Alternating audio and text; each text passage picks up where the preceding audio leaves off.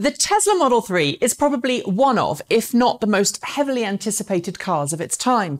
It's sleek, it's advanced, and it was built using the lessons learned and expertise gained from building the Tesla Model S and Tesla Model X. Following the production pattern of the S and X, Tesla introduced high-end versions of the Model 3 to market first, releasing a rear-wheel drive, long-range variant, followed by a dual motor, and then a performance variant.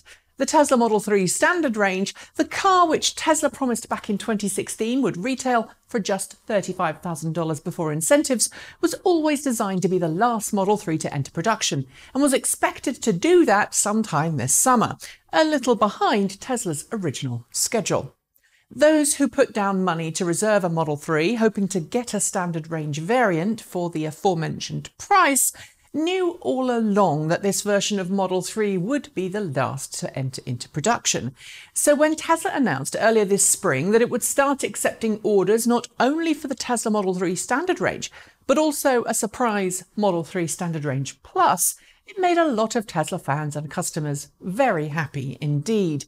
The standard range plus was a surprise. It offered a little more range than the Model 3 standard range, plus it had the same electrically adjustable seats as the rest of the Model 3 family, along with what Tesla called a partial premium trim.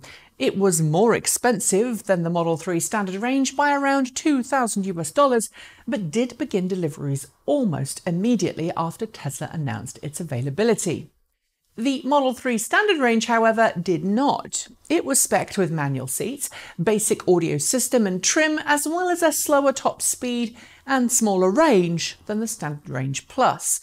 Despite that, many people have still been eagerly waiting for the Model 3 standard range, hoping that deliveries would soon start. Only then would the dream of the $35,000 Model 3 become reality. Except now it doesn't seem it will, at least not easily, because the Model 3 standard range with the cloth seats has been killed before it's even entered production. Tesla is providing an alternative, but as I'm about to tell you, it's not going to be super easy to buy. You see, last week Tesla announced yet another round of sweeping changes to its vehicle lineup, increasing the price of every single vehicle in its family in order to make autopilot standard across the board. And it costs less than it did previously if you purchased a car and added autopilot as a package. And that's great. I mean, it's impossible to criticize Tesla for making something standard that's a safety feature which, if used properly, can drastically reduce the number of accidents. But it does raise the price of every Tesla. Well, almost every Tesla. The Model 3 Standard Range Plus, a car with pre-incentive price of $39,500, the cheapest Model 3 that you can currently buy on Tesla's website. That's an additional $4,500 more than the Model 3 Standard Range, or if you prefer, a 12.8% price increase on the Standard Range Model 3. Or, to put it another way, an $81 increase in monthly finance payments if you finance the entire cost of the car through a third party over 60 months at 3.11% interest. You'll notice I said on the website, and that's because it is. And the Model 3 standard range isn't technically dead. It does get autopilot as standard too. And you can still order one, or at least a Model 3 programmed to behave like one. It's just that Tesla doesn't really want you to. Rather than sell you a standard range Model 3, Tesla will build and sell you a Model 3 Standard Range Plus with a software-limited battery pack, software-limited acceleration and top speed, and things like heated seats, live traffic visualization, and music streaming, all things available as standard for the Standard Range Plus, software disabled. The same is true in Europe and China, where the order books for standard range variants have just opened. After purchase, Tesla will offer the chance to upgrade to the Standard Range Plus, and I'm assuming it will, as it did with other software-locked models, offer customers free trials to try and encourage them to spend the money and upgrade. This restricted Model 3 will cost $35,000, at least we assume it will with autopilot standard, since Tesla hasn't officially stated its price and it's not available right now on the Tesla website. To get one, you have to call or visit a Tesla store and specifically tell them you want to order the car. Essentially then, the Model 3 standard range is a little like that secret menu item at your favourite coffee shop or fast food joint. You can order it, but you have to know it exists first. There's another issue here too.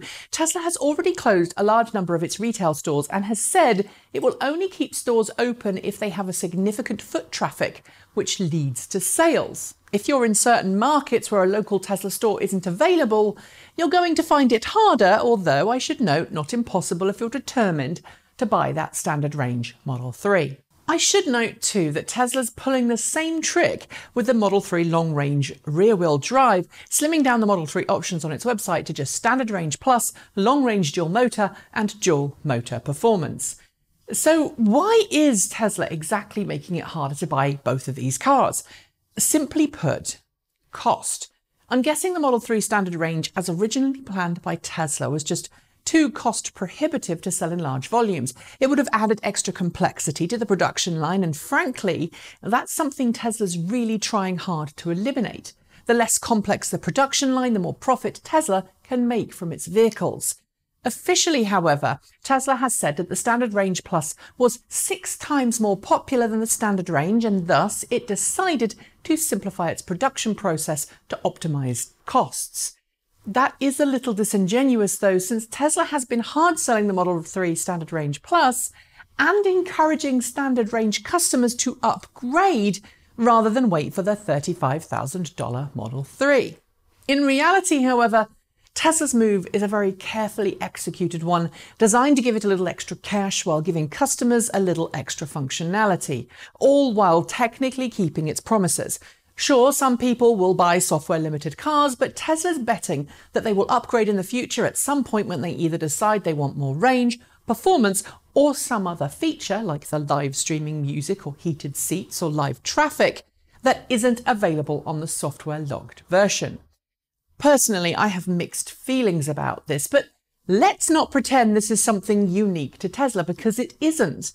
Plenty of other automakers produce stripped-down versions of their cars for headline pricing, and then either produce limited numbers or make them special order items that are really tough to get.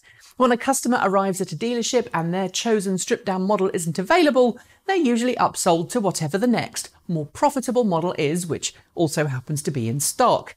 Tesla has always tried to be different to other automakers. In this case, though, it's pulled an old auto industry trick. It's up to the individual to decide if that's okay or not. Personally, I think it's still worth looking at a Model 3 Standard Range Plus or Standard Range if you want one, but just be aware, you're going to get an upsell. That's it. Thanks for joining me, and see you next time.